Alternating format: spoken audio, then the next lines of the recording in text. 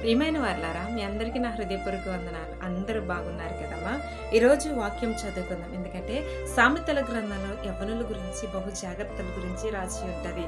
ఎందుకంటే ఈ సామెతల గ్రంథంలోనే యవ్వనులు పాపమునకు త్రొట్టిల్లిపోకుండా ఉండాలని దేవుడు రాసి ఉంచారు. అందుకని 7వ అధ్యాయం అంతా చదివిన చాలా అద్భుతమైన మాటలు.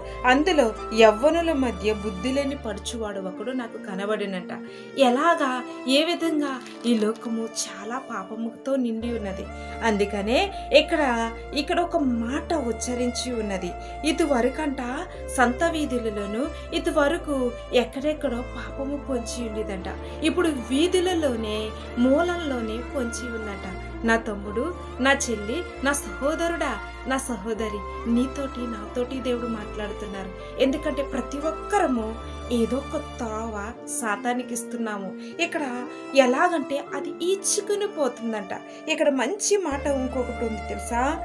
ఇక్కడ పశువు వద్దకు పోవునట్లు, పరుల చేతికి పశువు వద్దకు పోవునట్లు, ఎరవేస్తే ఎరయొద్దకు వెళ్ళిపోయినట్టు పక్షి మనం పాపములో పడుతూ దాన్ని జుర్రుకుంటానికి వెళ్ళిపోతున్నామంట. పాపం వెనకాల వెళ్ళిపోతున్నామంట.